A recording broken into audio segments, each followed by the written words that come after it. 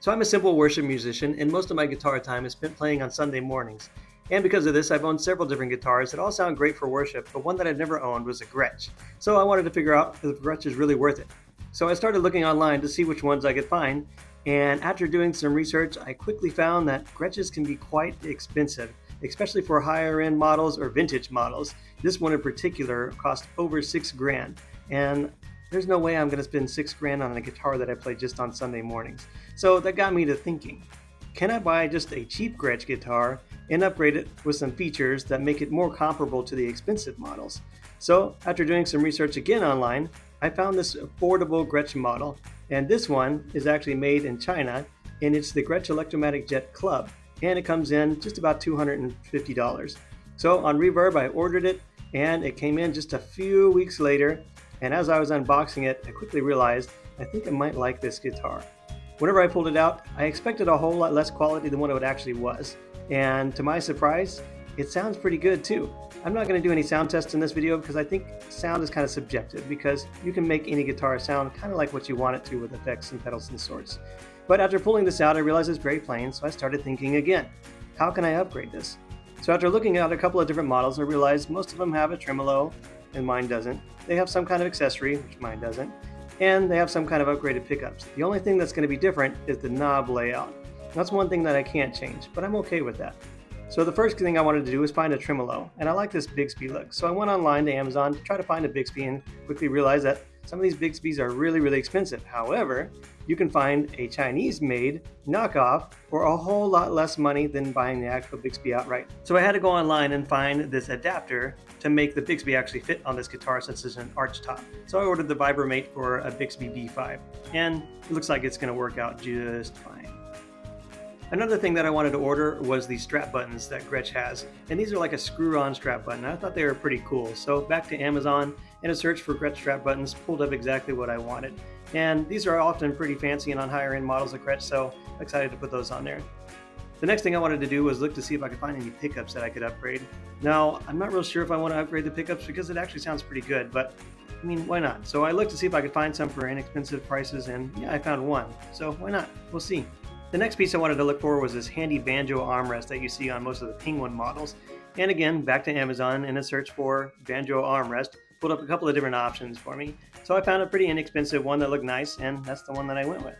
The last thing that I'm going to upgrade is going to be the tuners, because with a Bixby, I like to have upgraded Grover tuners. So when all the parts came in, everything looked pretty good. The knockoff Bixby looks pretty nice too. I just don't know about the mounting holes, if they're going to quite line up. We'll find out. Also got the Vibromate, which is pretty awesome, and again, hoping the holes line up for the Bixby and the Vibromate, but we'll see. Banjo armrest looks really nice. I put some felt pads in there just to make sure that the spacing is right on it, and I think it's going to work out just fine. The new Filtertron pickup looks pretty good. When I ordered it, I didn't realize that I was ordering the plug-in model, and so I might have to rewire that to actually get it into the guitar, but we'll see. The new strap buttons are also pretty awesome too. I really like the idea of being able to unscrew this and screw it in to secure the strap in place. I think that'll work out great. And I also got the new Grover tuners, which I think is really going to help with tuning stability in conjunction with the fake Bixby that I have.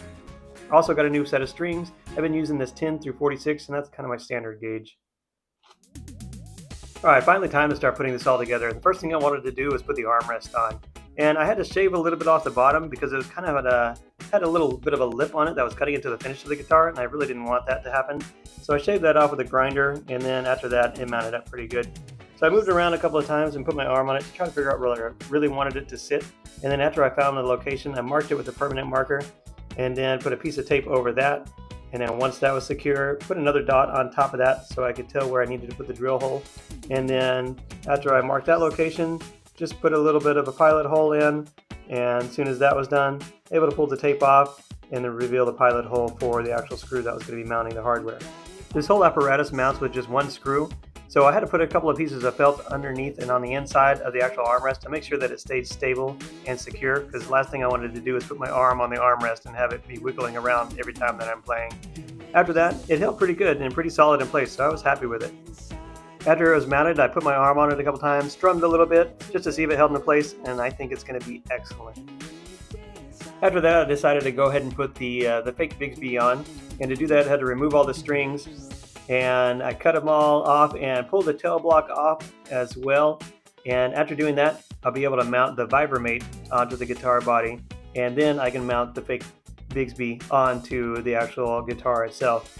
So to do that, I had to pull out the mounting post for the hardtail, and then after that, the Bigsby will mount with the vibrato kit. So I had to open up the Vibromate, and this thing's actually pretty cool. It's super lightweight, made of aluminum, but it's very rigid, and so I think this will mount very well. Also comes with all the hardware that you possibly need, metric and SAE bolts, and for this one, I forget which one I used, but it mounted up pretty nice anyway.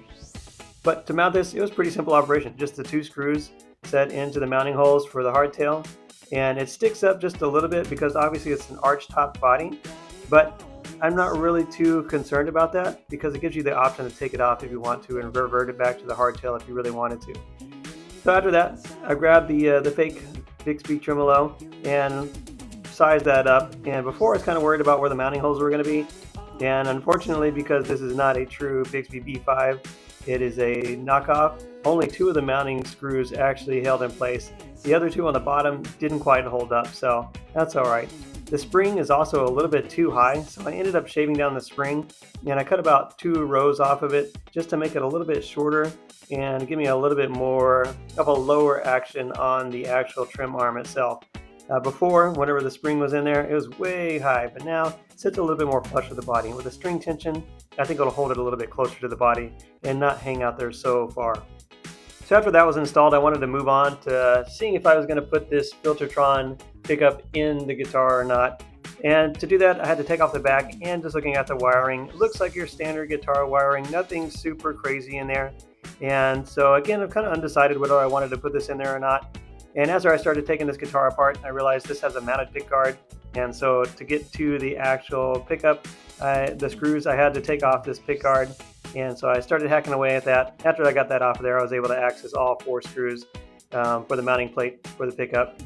And once I got that off of there, I took a look inside, and again, this is my first Gretsch, so after looking inside there, I started wondering, why is the wire not leading down to the control cavity? Why is the wire leading up towards the neck? And then I quickly realized, oh, all the wires lead up towards the neck. And then I remembered, well, this is a Gretsch, so the pickup selector switch is on the top of the guitar, not in the control cavity casing. And so after that, I decided to see, okay, what's the configuration look like at the switch cavity then? So I had to take off the back of the switch cavity, and after inspecting and kind of looking around a little bit, it looks like it's going to be a lot of work to pull the wires all the way from the control cavity all the way back up, and then mount the ground wire all the way back down to the control cavity. So after that, I just buttoned it up, and I just kind of pretended that this didn't happen. And so I'm not going to put those on there. But I will mount the new strap locking buttons. And so to do that, I just simply removed the strap button on the bottom and pulled right out. And then it's the same whole configuration size for the new mounting strap. And it was a simple screw in and twist on the actual cap. And then once that was on, it was good to go. And these are smooth and efficient, and I like them a whole lot. So I switched out the top for the shoulder of the guitar, and once again screwed it in, and I think they came out pretty cool. I really like the look of them a whole lot. And the last thing that I needed to do was switch out the tuners for this guitar, and again I got some Grover tuners, and I spent probably a little bit more money on those just because I really like tuning stability. And again, with the fake Bigsby, I'm taking the gamble to try to assume that I'm going to get some kind of stability and tuning out of it, but just to minimize that risk of just totally unstable tuning, I went ahead and got the Grovers. And these are just drop in and replace, and they have the same look, the same feel, the same aesthetic as the previous tuners, but just a better tuning machine altogether.